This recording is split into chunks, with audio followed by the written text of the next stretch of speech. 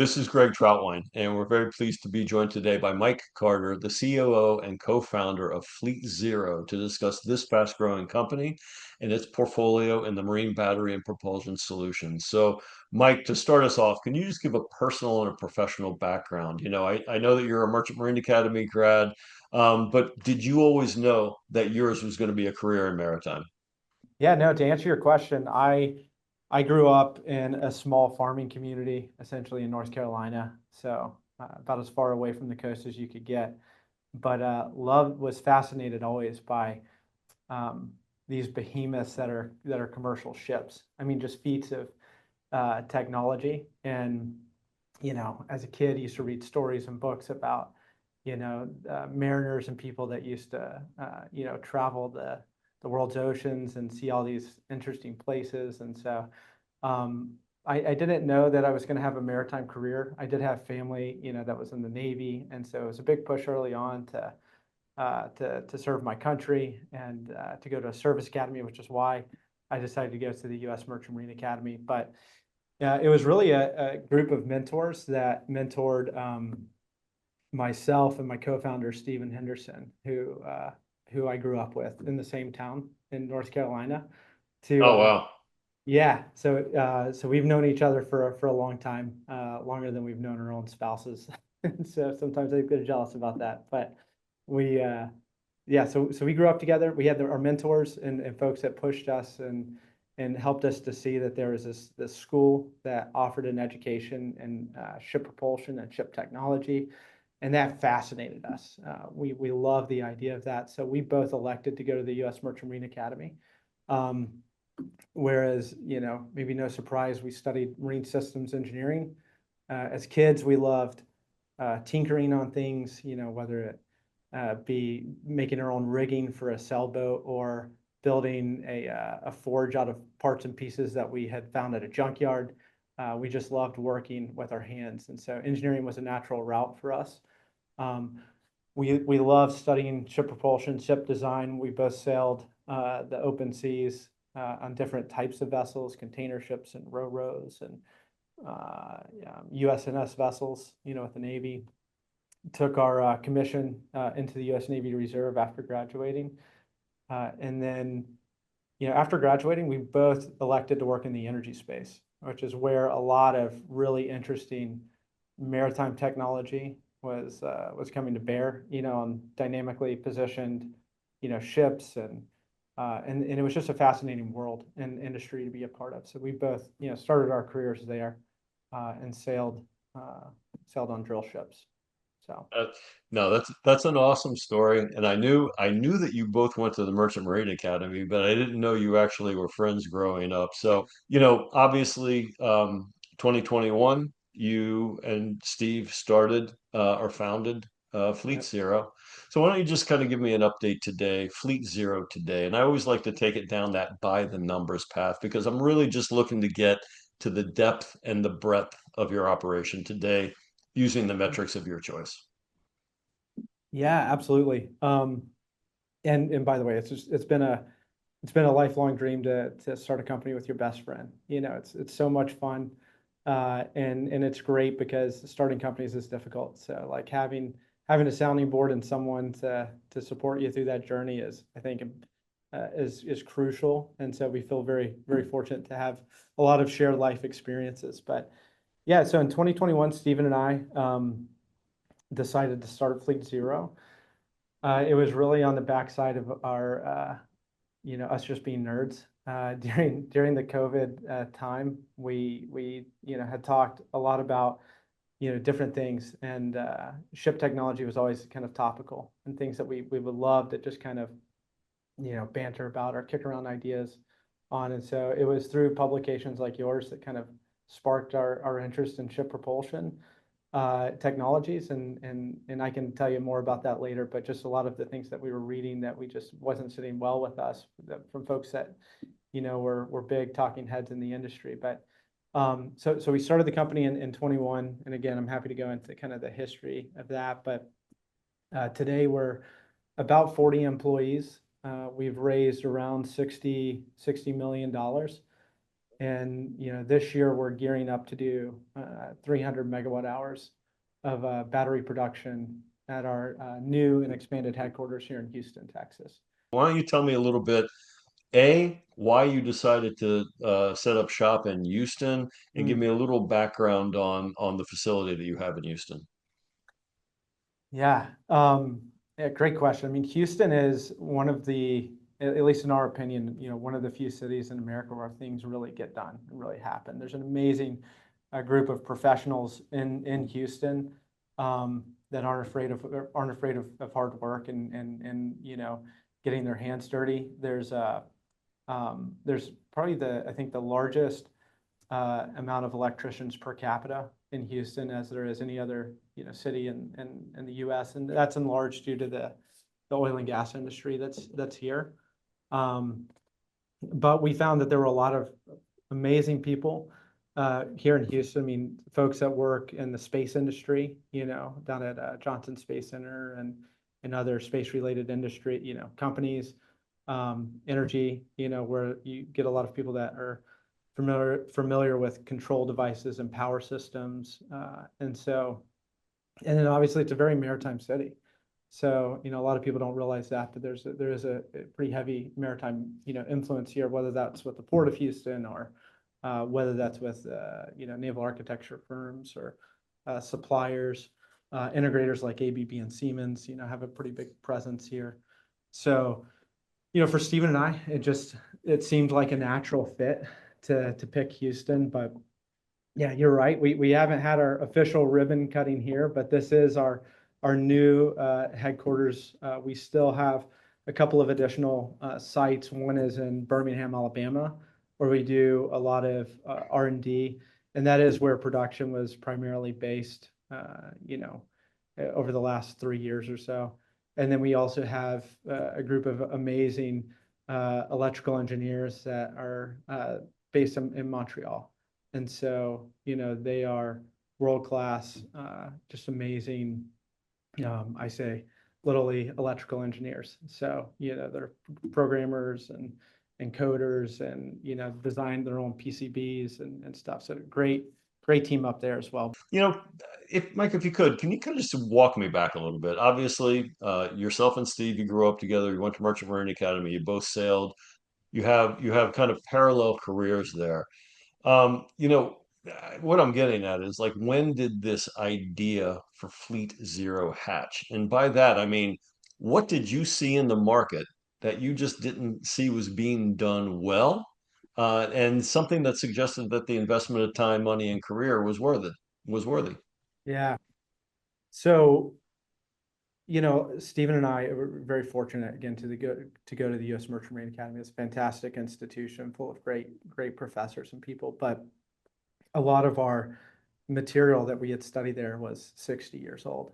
And so, it's a lot of really old technology that was new to us, but it just felt like it was an industry that had stagnated. The technology had stagnated for quite some time. And so, again, it was like this COVID time that was interesting where we, had found ourselves talking on the phone quite a bit to one another and just connecting more than what we had in the past. And one of the things that we were um, just really interested in was this conversation at the time that was focused on future fuels for ships.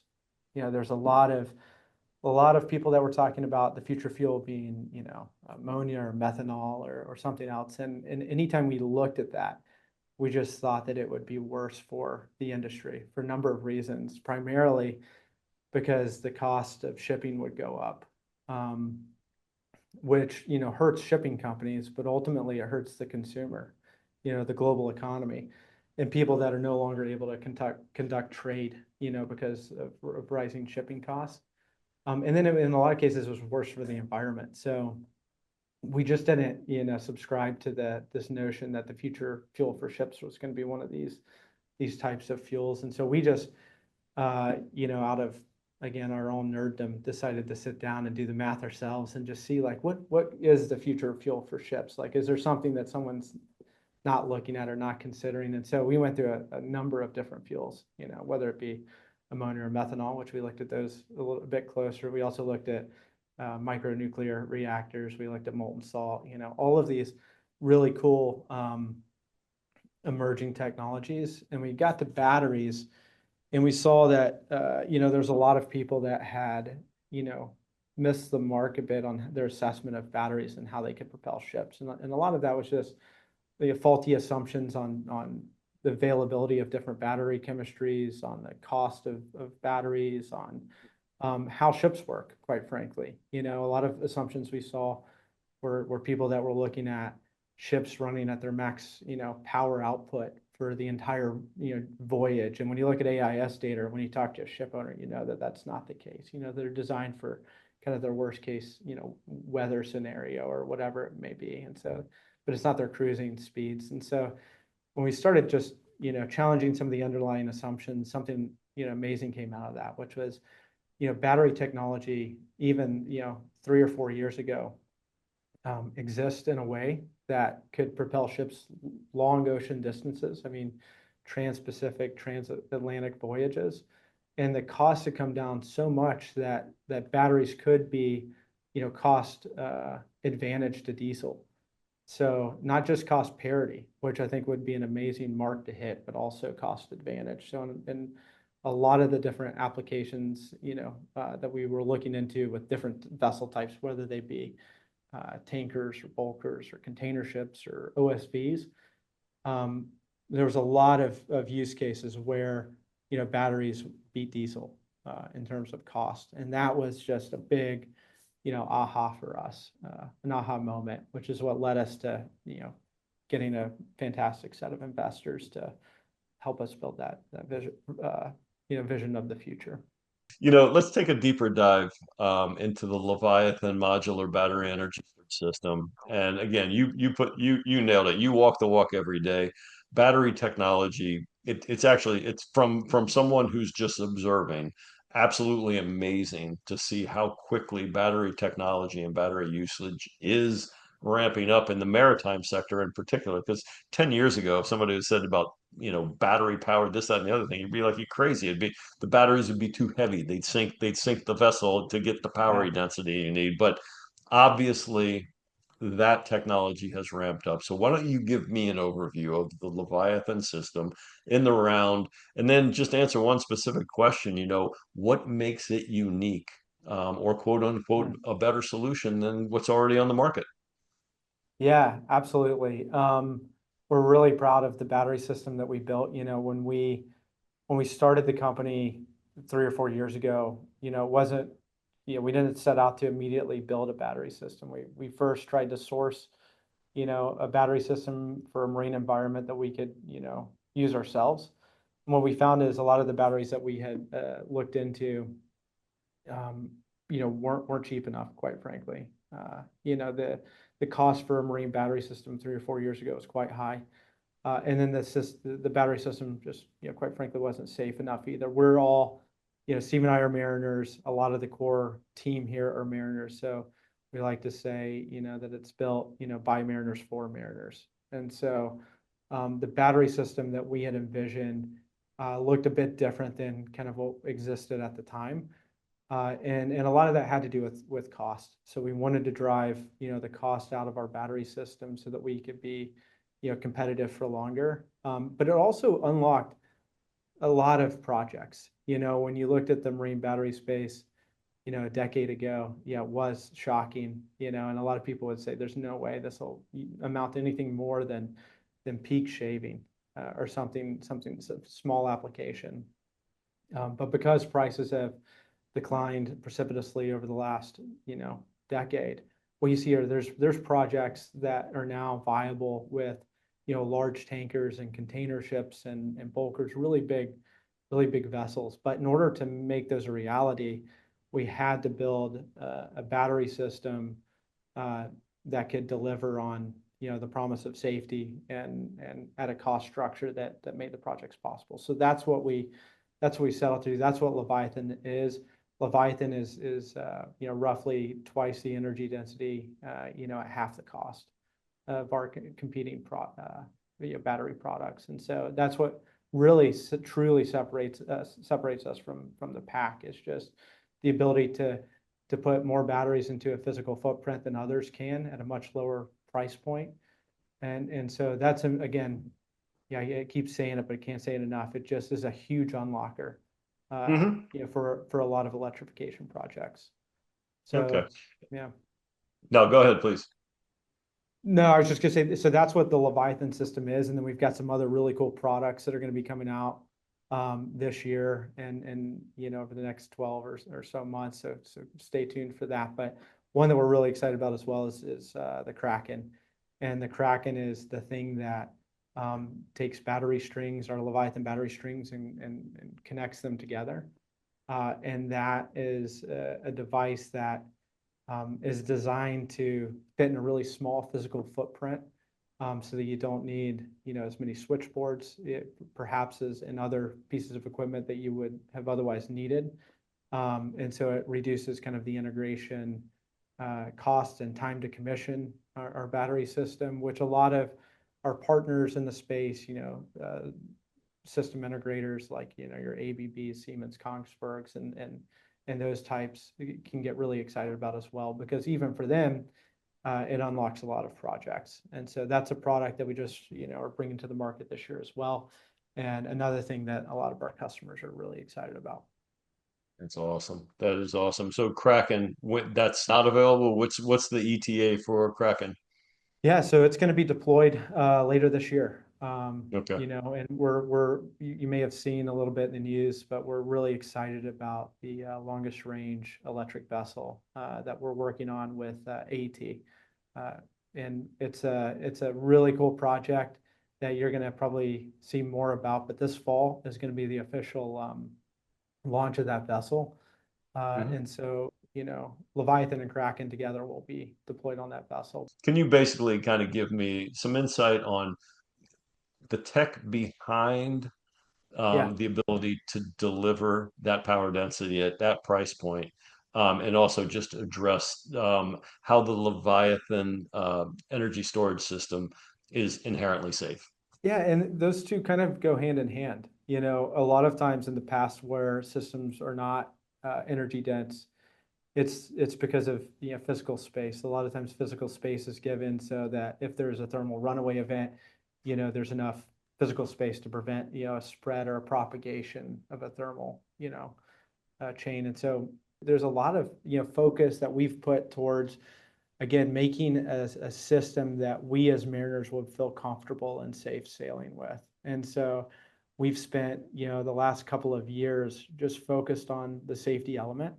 The underlying chemistry that we use is an inherently safe chemistry. And so we use LFP, which is now becoming commonplace. When we started Fleetzero, it was a bit exotic compared to what everyone else is doing. A lot of folks were focused on NMC, for instance, nickel manganese cobalt, which self-oxidizes, and so which is why you see a lot of issues with EVs in the vehicle space. But for a marine application, we're excited that we've built an extremely safe, rock solid product that we would feel more than comfortable sleeping on top of while we're sailing the high seas. And and so with that, it's kind of like, how do we make a system that's safe, that's also energy dense, and not have to have all of this like physical space? So there's a lot of proprietary materials and things that we've used inside of our battery module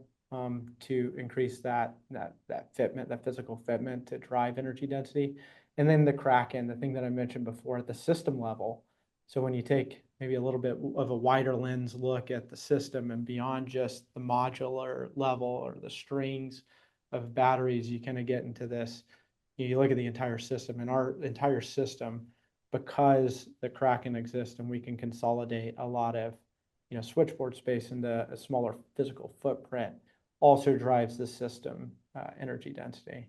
And again, that's why I mentioned a lot of people are really excited about that now, because it is a bit of a puzzle to try to figure out how to fit all of these batteries on a ship and all the equipment. So we're just making that easier for them, and again, driving better economics for the project, because that also reduces a tremendous amount of integration costs related to these projects. Can we switch gears there a little bit? Because I was reading up a little bit about your Fleetzero modular hull construction. Can you tell me exactly what that is? I mean, is it a design from Fleetzero? Are they built? Where are they being built? What is the size range? Can you kind of fill in a few blanks there? Yeah, we're really excited about that too. And Yeah. I would say, stay tuned for more on that. But what we're building is, when you look at ship construction, going back, I don't know, 70, 80 years ago, we used to could build, uh, you know, a ship in 3 days, the Liberty ships. We were really good at building ships. And now I think, we've averaged maybe 3 ships a year. And so what we've looked at Fleet Zero is how do we, if we want to be competitive in the maritime space and help, bring, mariner jobs back to the US and rebuild the US, maritime industrial might, we have to be smarter about the way that we do things. And so, shipyard costs are quite high here. And so we just kind of looked at it, is there a way to make a ship or to design a vessel that could be more cost effective? And so that is, in essence, what is driving the modular hull construction.